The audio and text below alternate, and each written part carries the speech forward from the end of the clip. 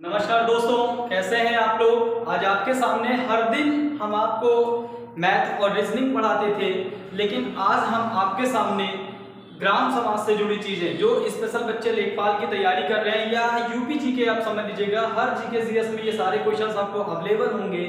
तो देखिएगा, जो बच्चे स्पेशल लेखपाल की तैयारी कर रहे हैं उनके लिए तो बहुत ही ज्यादा ये महत्वपूर्ण प्रश्न होंगे। आज मैं आपको मैथ और रीजनिंग नहीं, आपको मैं कुछ यूपी जीके का टॉपिक पढ़ा रहा हूं जिसे मैं बोलता हूं ग्रामीण परिवेश या ग्राम समाज। तो देखते हैं आज हम आपको ग्राम समाज में क्या पढ़ाने वाले हैं, कृषि विज्ञान। आज हम आपको क्या पढ़ाने वाले हैं, कृषि विज्ञान। कृषि विज्ञान को इंग्लिश में क्या बोलते हैं, एग्रीकल्चर साइंस।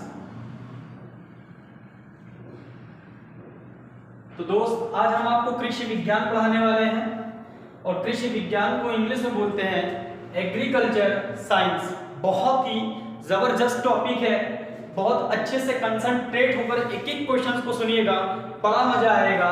आज इसके थ्रू मैं आपको पढ़ाने वाला हूं हरित क्रांति। कई सारी क्रांतियां होती हैं, तो हम आपको एकदम टॉप मोस्ट लेवल की क्रांतियां पढ़ाएंगे। हरित क्रांति, हरित क्रांति को अगर देखा जाए हिंदी में, इंग्लिश में क्या बोलते हैं, ग्रीन रिवोल्यूशन। रिवोल्यूशन तो देखिएगा, बहुत जबरदस्त टॉपिक है।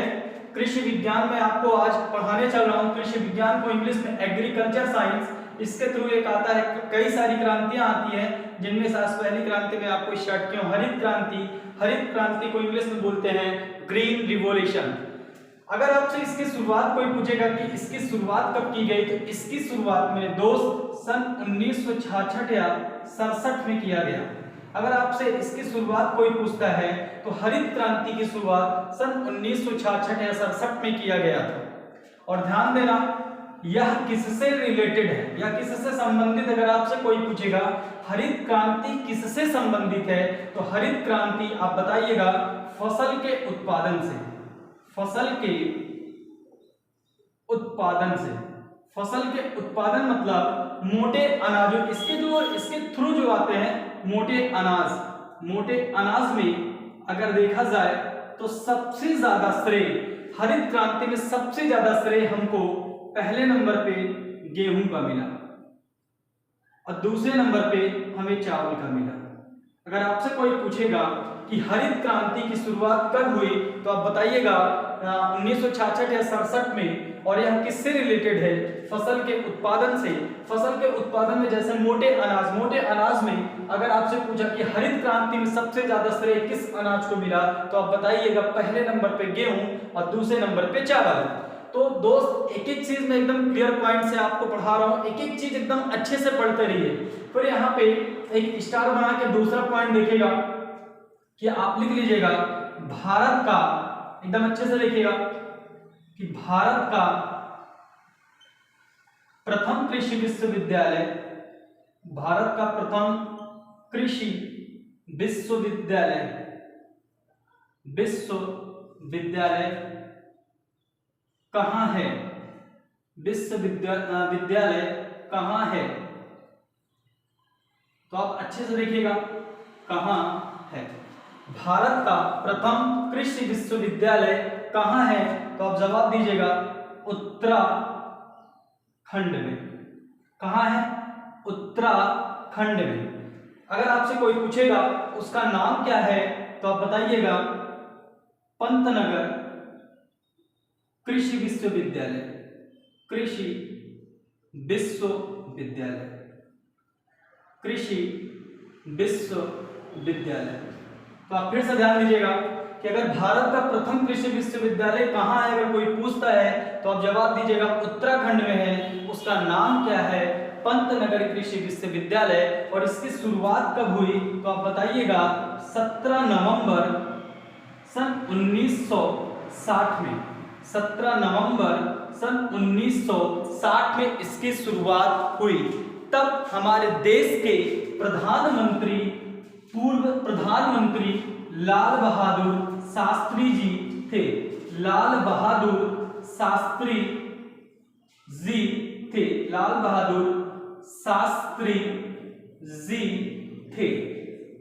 आपसे कैसे क्वेश्चन पूछेगा, फिर एकदम अच्छे से देखिएगा, एक एक क्वेश्चन को मैं बहुत बेहतरीन तरीके से पढ़ा रहा हूं, अच्छे से देखिएगा। आज मैं कृषि विज्ञान को इंग्लिश में बोलते हैं एग्रीकल्चर साइंस, इसके थ्रू मैं आपको पढ़ा रहा हूं क्रांतियां, पहली क्रांति हरित क्रांति, हरित क्रांति को इंग्लिश में बोलते हैं ग्रीन रिवोल्यूशन।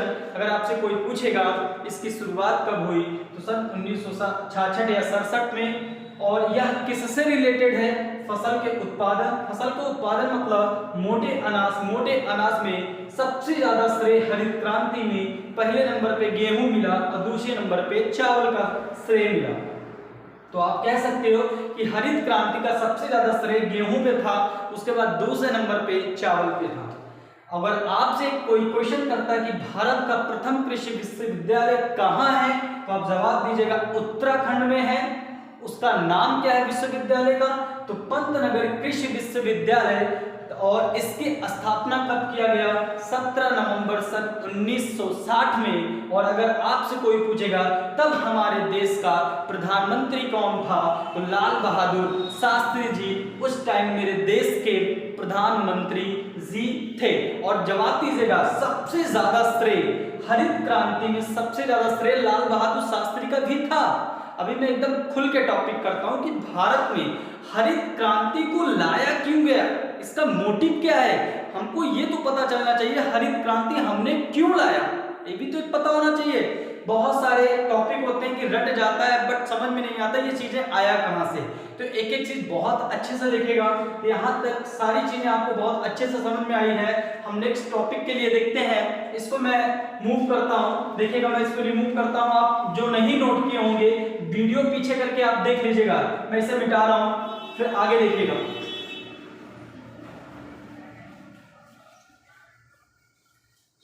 अब देखिए आपसे कोई पूछेगा कि हरित क्रांति का नाम सबसे पहले किसने दिया।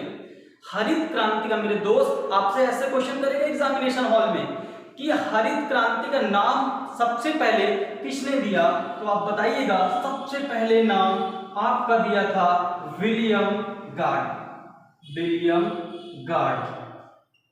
आपसे ऐसे क्वेश्चन पूछेगा कि हरित क्रांति का नाम सबसे पहले किस व्यक्ति ने दिया, तो आप नाम बताइएगा विलियम गार्ड। ये कहां का रहने वाला था, ये अमेरिका का रहने वाला था। कहां का, अमेरिका का रहने वाला था। और ये कौन थे, अमेरिका के कृषि वैज्ञानिक, कृषि वैज्ञानिक थे। ध्यान दीजिएगा, अगर आपसे कोई पूछेगा कि सबसे पहले हरित क्रांति का नाम किसने दिया, तो आप बताइएगा विलियम गार्ड ने दिया। ये कहाँ के रहने वाले थे, ये अमेरिका के रहने वाले थे। ये अमेरिका के कौन थे, ये अमेरिका के कृषि वैज्ञानिक थे। इसे इंग्लिश में बोलते हैं एग्रीकल्चर साइंटिस्ट ऑफ अमेरिका। ठीक है ना। अब आगे देखिएगा, अगर आपसे पूछेगा कि भारत में सबसे पहले हरित क्रांति का नाम किसने दिया, तो आप लिख लीजिएगा भारत में सबसे पहले हरित क्रांति का नाम, हरित क्रांति का नाम एम.एस. स्वामीनाथन, एम.एस. स्वामीनाथन जी ने दिया था। बहुत अच्छे से देखिएगा, एम.एस. स्वामीनाथन जी ने, एम.एस. स्वामीनाथन। आपसे पूछेगा कि हरित क्रांति का नाम सबसे पहले किसने दिया, तब आप बताइएगा विलियम गार्ड दिए थे। और ये कहाँ के रहने वाले थे, ये अमेरिका के रहने वाले थे। ये अमेरिका के कौन थे, ये अमेरिका के कृषि वैज्ञानिक थे। लेकिन अगर आपसे ये पूछेगा कि भारत में सबसे पहले हरित क्रांति का नाम किसने दिया, तो आप बताइएगा भारत में सबसे पहले हरित क्रांति का नाम एम.एस. स्वामीनाथन जी ने दिया। तो आपको मैं बता दूं दोस्त कि हरित क्रांति में सबसे ज्यादा श्रेय मिस्टर लाल बहादुर शास्त्री और एम.एस. स्वामीनाथन जी का ही था। सबसे बड़ा श्रेय भारत में लाल बहादुर शास्त्री और एम.एस. स्वामीनाथन जी का था। चलिए आगे क्वेश्चन देखिएगा, बहुत अच्छे से आपको ये टॉपिक समझ में आ रहा होगा। और जो चीजें नहीं समझ में आ रही है वीडियो को पीछे करके बार बार देखें और चीजों को याद करें और कॉपी और पेन लेकर बैठें और चीजों को नोट करें। हर वीडियो में प्रत्येक दिन 1 से या 2 वीडियो रीजनिंग, मैथ और इस पे ग्राम समाज पर कोशिश करूंगा वीडियो बनाने की। चलिए आगे नोट पॉइंट पे देखिएगा।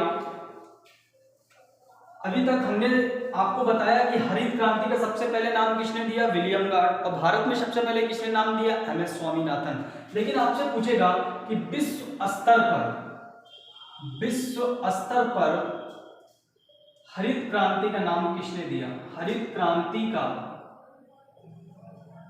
नाम किसने दिया, बहुत अच्छे से समझिएगा कि विश्व स्तर पूरी दुनिया में सबसे पहले हरित क्रांति किसने लाया, विश्व स्तर पर हरित क्रांति का नाम किसने दिया, तब आप आंसर दीजिएगा नॉर्मन ई बोरलॉन्ग। तो ये नॉर्मन ई बोरलॉन्ग दुनिया में सबसे पहले ये एक ऐसा व्यक्ति था जिसने हरित क्रांति का नाम दिया। तो पहले ऐसा कौन सा पहला व्यक्ति था जिसने हरित क्रांति का नाम लाया, विलियम गार्ड। वो कहाँ के रहने वाले थे, अमेरिका के। वो अमेरिका के कौन थे, तो अमेरिका के कृषि वैज्ञानिक थे। और आपसे पूछेगा कि भारत में सबसे पहले हरित क्रांति का नाम किसने दिया, तो आप बताइएगा भारत में सबसे पहले हरित क्रांति का नाम एमएस स्वामीनाथन ने दिया। और अगर विश्व स्तर की बात की जाए तो विश्व स्तर पर सबसे पहले हरित क्रांति का नाम नॉर्मन ई बोरलॉन्ग ने दिया था। आपसे क्वेश्चन और पूछेगा कि हरित क्रांति से सबसे ज्यादा प्रभावित क्षेत्र, तो हरित क्रांति से सबसे ज्यादा प्रभावित क्षेत्र कौन कौन सा है, तो ध्यान दीजिएगा पश्चिमी उत्तर प्रदेश,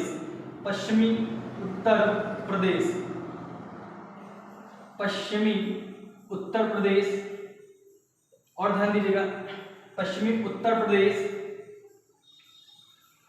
और दूसरा हरियाणा, और तीसरा पंजाब। आपसे ऐसे ही क्वेश्चन करेगा कि हरित क्रांति से सबसे ज्यादा प्रभावित क्षेत्र कौन सा था, तो पश्चिमी उत्तर प्रदेश, हरियाणा और पंजाब। सबसे ज्यादा प्रभावित क्षेत्र हरित क्रांति के थ्रू यही 3 राज्य थे, पश्चिमी उत्तर प्रदेश, हरियाणा और पंजाब। और ध्यान दीजिएगा आपसे कोई पूछेगा कि अंतरराष्ट्रीय गेहूं एवं मक्का अनुसंधान केंद्र, जिसे इंग्लिश में बोलते हैं research institute, national research institute paddy and rising. तो अगर आपसे क्वेश्चन करेगा कि अंतरराष्ट्रीय गेहूं एवं मक्का अनुसंधान केंद्र, आप नोट कर लीजिए मैं बोल रहा हूं कि अंतरराष्ट्रीय गेहूं एवं मक्का अनुसंधान केंद्र कहाँ स्थित है। फिर से सुन लीजिएगा क्वेश्चन को, अंतरराष्ट्रीय गेहूं एवं मक्का अनुसंधान केंद्र कहाँ स्थित है, तो आप आंसर दीजिएगा मैक्सिको सिटी। तो आप जवाब दीजिएगा यहीं पे स्थित है मैक्सिको सिटी, अंतरराष्ट्रीय मक्का गेहूं अनुसंधान केंद्र मैक्सिको सिटी। अब आपको ये एक बात बताते हैं कि भारत में कृषि विज्ञान, भारत में हरित क्रांति आई क्यों। आप मेरी बात को बहुत अच्छे से समझिएगा, एक एक चीज मैंने आपको बताया। फिर से मैं या तो कहिए मैं रिवाइज कर दे रहा हूं कि हरित क्रांति को इंग्लिश में बोलते हैं ग्रीन रिवोल्यूशन, और इसकी शुरुआत सन 1966 और 67 में हुआ। और इसकी अगर भारत का प्रथम कृषि विश्वविद्यालय पूछा जाए तो भारत का प्रथम कृषि विश्वविद्यालय उत्तराखंड में है, जिसका नाम पंतनगर कृषि विश्वविद्यालय है, जिसका स्थापना 17 नवंबर सन 1960 में किया गया था। तब हमारे देश के प्रधानमंत्री लाल बहादुर शास्त्री जी थे। और आपसे अगर क्वेश्चन पूछता है या किससे संबंधित है या किससे रिलेटेड है, तो आप बताइएगा फसल के उत्पादन मतलब मोटे अनाज में सबसे ज्यादा श्रेय हरित क्रांति को किस में मिला, गेहूं में, और दूसरे नंबर चावल में। अगर आपसे क्वेश्चन पूछेगा कि हरित क्रांति का नाम सबसे पहले किसने दिया, तो विलियम गार्ड ने दी है। ये कहाँ का रहने वाला था? ये अमेरिका का रहने वाला था। ये अमेरिका का कौन था? ये अमेरिका का कृषि वैज्ञानिक था। आपसे फिर क्वेश्चन करेगा कि इसका भारत में सबसे पहले नाम किसने दिया? तो आप बताइएगा, हरित क्रांति का नाम भारत में सबसे पहले एमएस स्वामीनाथन ने दिया। और अगर आपसे पूछेगा पूरे विश्व स्तर में, पूरी दुनिया में कि ऐसा कौन सा व्यक्ति है जिसने हरित क्रांति का नाम दिया, तो आप जवाब दीजिएगा नॉर्मन ई बोरलॉन्ग। और अगर आपसे पूछेगा हरित क्रांति से होने वाला प्रभावी क्षेत्र, तो पश्चिमी उत्तर प्रदेश, हरियाणा और पंजाब। लास्ट क्वेश्चन मेरा क्या था? मैंने ये बताया कि अंतरराष्ट्रीय गेहूं एवं मक्का अनुसंधान केंद्र कहाँ स्थित है? तो आप आंसर दीजिएगा मैक्सिको सिटी। इसका मतलब आप नहीं समझ पाए होंगे, मैं आपको बता रहा हूं कि भारत में हरित क्रांति एमएस स्वामीनाथन ने क्यों लाया। तो ध्यान दीजिएगा, सन 1962 में एक बार हमारे भारत का झगड़ा चीन से हुआ और सन 1965 में हमारा भारत का झगड़ा पाकिस्तान से हुआ। उस झगड़े में क्या हुआ, वह दोनों देश हमारे भारत को अनाज देने से, मोटे अनाज देने से मना कर दिया, जिसके कारण हमारे पूरे भारत में, देश में भूखमरी मच गई। उस भूखमरी से बचने के लिए हमारे देश के एमएस स्वामीनाथन ने, जो कृषि वैज्ञानिक थे, हमारे भारत में मैक्सिको जाकर कुछ बीज ले आए गेहूं का। उस बीज का ब्रीडिंग करवाया और ब्रीडिंग करवाने के बाद देखा सन 1968 में, मैं बता रहा हूं, सन 1962 में चीन से झगड़ा और सन 1965 में एक बार पाकिस्तान से झगड़ा भारत का हुआ। तो उस झगड़ा में वो दोनों देश भारत में अनाज देने से मना कर दिए, जिसके कारण मेरे पूरे देश में भूखमरी मच गया। उस भूखमरी से बचाने के लिए मेरे देश में एमएस स्वामीनाथन ने हरित क्रांति की शुरुआत की। मेरे दोस्त, अब बहुत अच्छे से समझ में आया होगा कि हरित क्रांति मेरे भारत में क्यों आई। अगर भारत में शायद भूखमरी न मची होती तो हमारे देश में हरित क्रांति कभी भी ना आता। तो ध्यान देना, सन 1968 में जब एक बार एमएस स्वामीनाथन ने मैक्सिको से जाकर गेहूं के बीज को ले आया और उन्होंने इतनी अच्छी बीजें ले आई, उस बीजों की ब्रीडिंग करवाई। ब्रीडिंग करवाने के बाद देखा सन 1968 में 120 लाख टन की पैदावार हुआ था। कितना? 120 लाख टन का पैदावार हुआ था। और पहली ही बार में 120 लाख टन, और पूरे भारत में जब दूसरी बार देखा गया तो दूसरी बार 50 लाख टन का पैदावार हुआ। टोटल देखा जाए तो प्रेजेंट टाइम में हमारे भारत में मोटे अनाज का पैदावार 170 लाख टन की पैदावार है। तो दोस्त, आज का ये टॉपिक समाप्त होता है। एक एक चीज मैंने लेक्चर वाइज बहुत अच्छे से दिया।